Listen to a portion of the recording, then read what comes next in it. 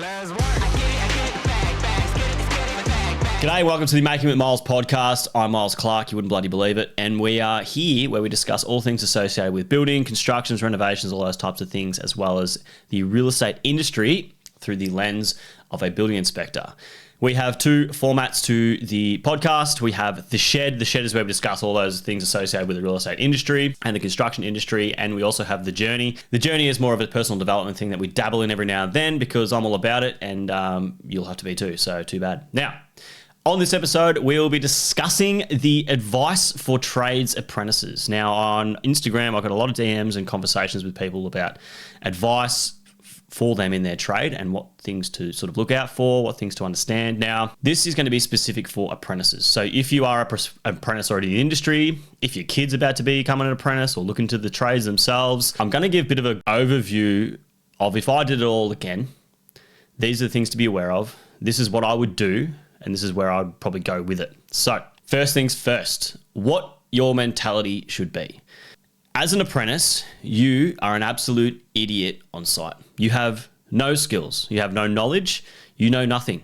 You are literally there getting paid to labour and help and learn and then become a tradesman towards the back end.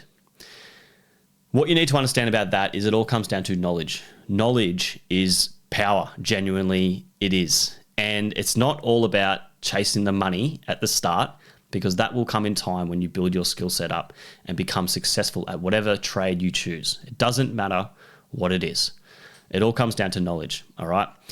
You need to have a mentality that you're going to work every single day and you will bust balls because you've never actually done hard work until you're in the trades industry.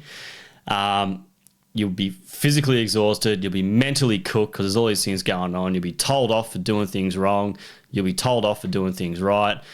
It's just the way it is, okay? And there's nothing wrong with that whatsoever, but it comes down to ensuring that when you're in this environment, you are learning as much as practical.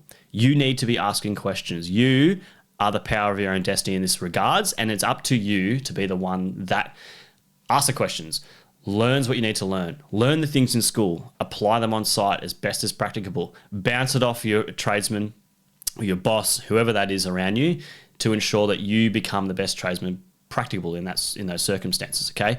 There's a few more things to add, we'll add sort of towards the back end of that, but it all comes down to building that knowledge and building those skill sets, okay? And understand that you need to learn as much as you possibly can.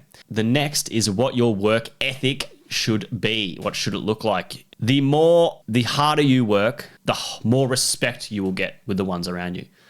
These gentlemen in the industry and women have been doing it for years and years and years and have suffered day after day, worked in the rain, worked in the heat. You will hear the stories, okay? You listen to those stories and be grateful that it's not piss and rain that day and they hate it, so you get to go inside and be all cozy. When back in the day, we'd be on the shovel digging trenches, all right? So understand that. But the work ethic themselves, the harder you do work and the more of these stories that you do accumulate for yourself, the easier the whole process is going to be. For me personally, all the hard times made the easy times easy, super easy. Now it is ridiculously easy. I don't have to work physically hard because I've put myself in a position where I don't have to bust balls. But that being said, you got to be consistent with that work ethic, all right?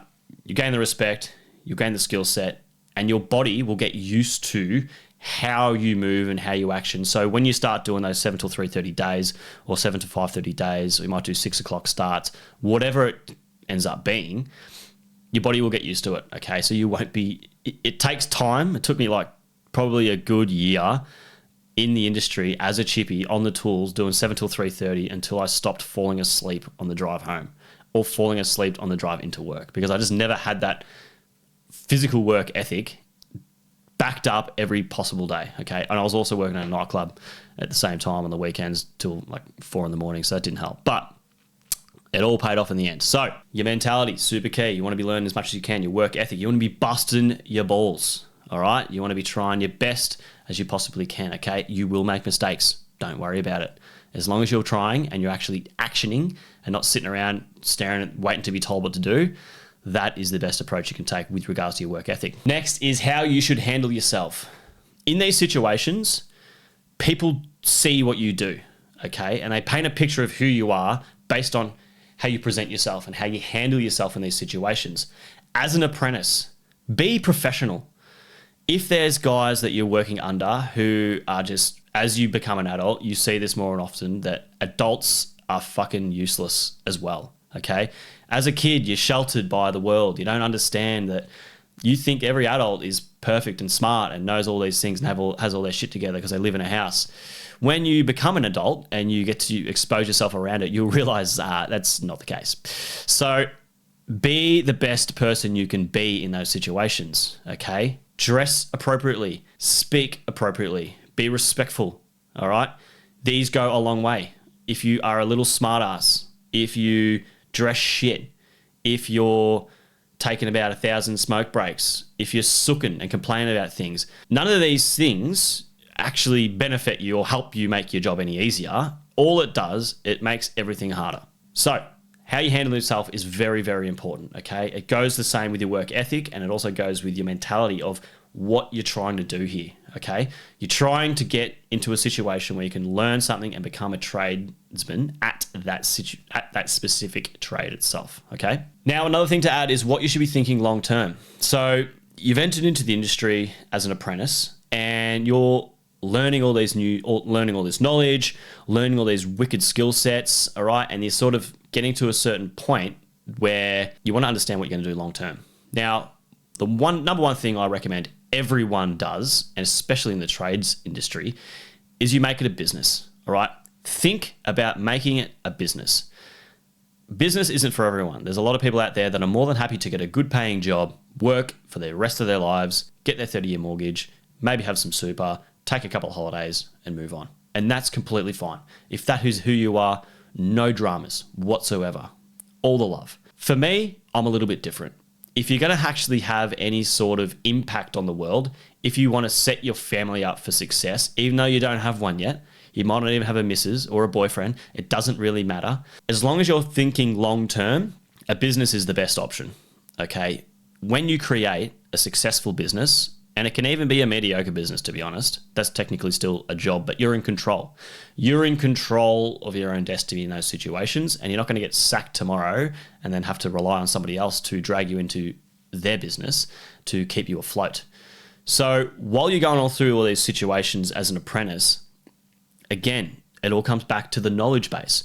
Look around, look what other people are doing, see what your boss is doing, see how he gets his work, understand client relationships, understand communication between clients, understand all these things, learn about it as best as you can, because there will be a time, and it happens to all apprentices, where you start doing some cashies, all right? You get your side hustle going on, and you need to start implementing these things, okay? And more or less, to sort of follow on from that, thinking long term, is what you do in the meantime between that goal that you want to achieve and then where you are at this time. As soon as you start gaining some skills in something, I think that is the perfect time to get into business, okay?